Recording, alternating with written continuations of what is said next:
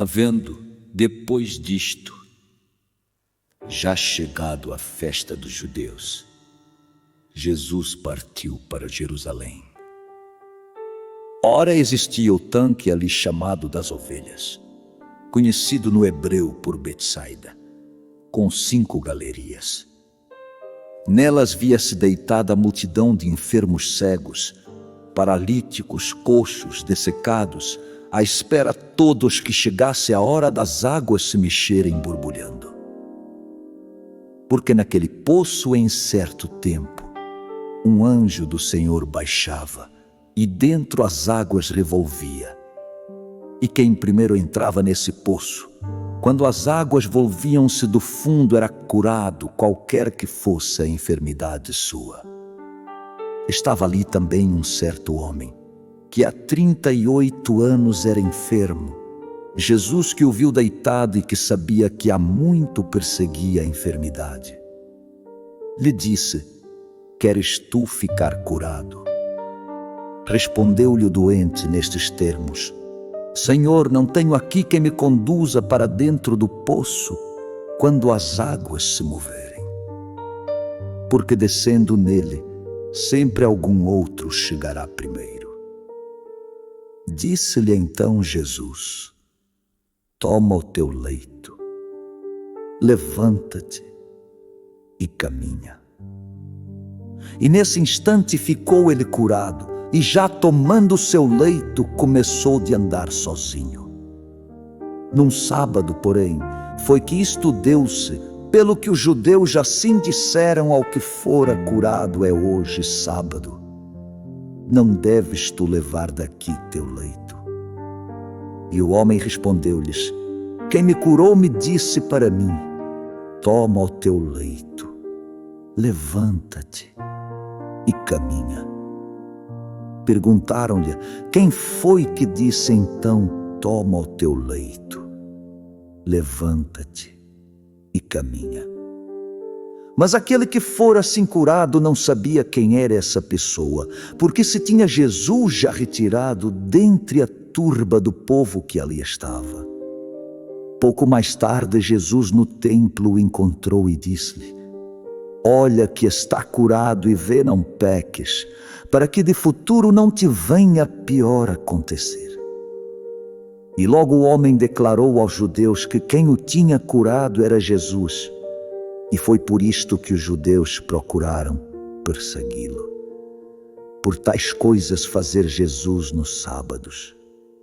Então disse Jesus: meu Pai não cessa jamais de trabalhar, e eu, pois, trabalho também constantemente.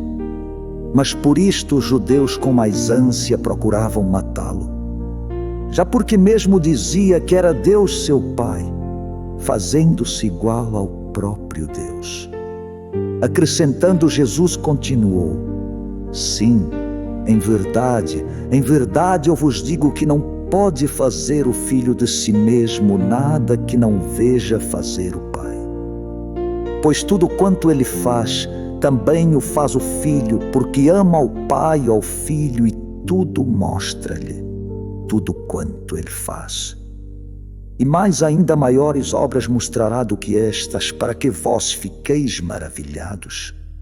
Porque assim como o Pai aos mortos dando a vida os ressuscita, assim seu Filho a vida também dá a quem lhe apraz. Porque a ninguém não julga o Pai, mas deu-lhe o poder de julgar, para que todos honrem ao Filho como ao Pai celeste.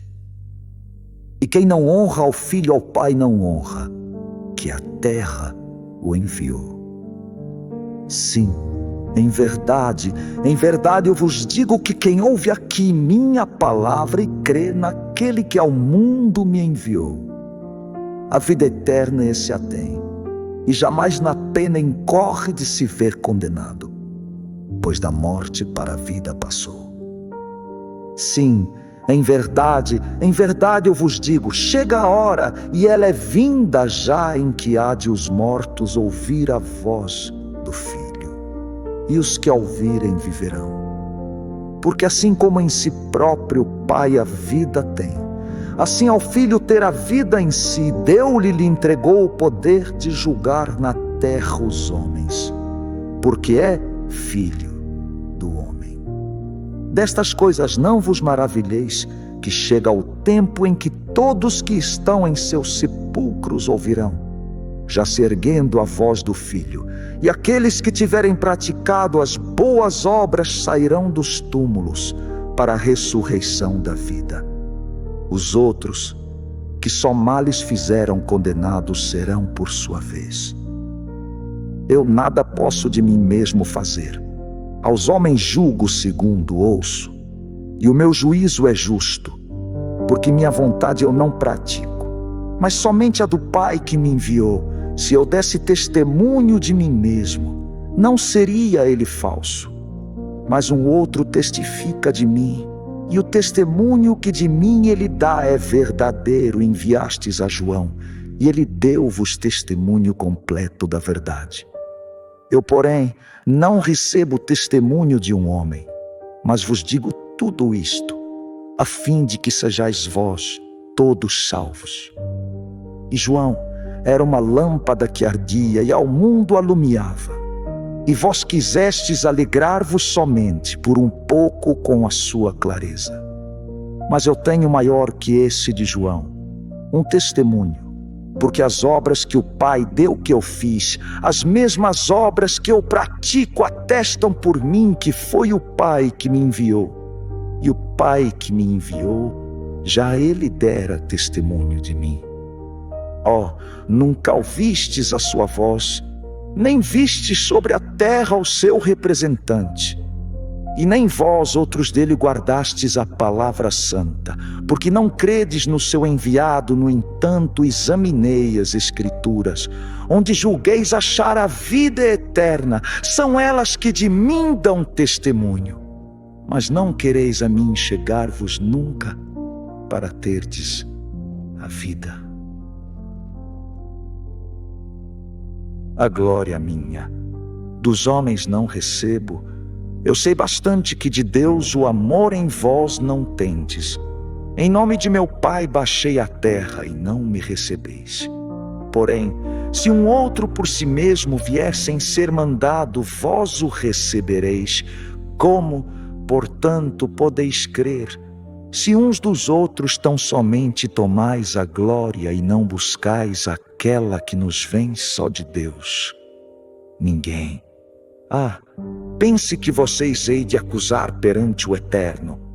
É o próprio Moisés quem vos acusa, no qual depositais sua esperança, porque se cresceis em Moisés, por certo em mim também creríeis, que ele outrara de mim foi que escreveu. Se vocês não credes agora em seus escritos, como haveis de acreditar no que vocês digo?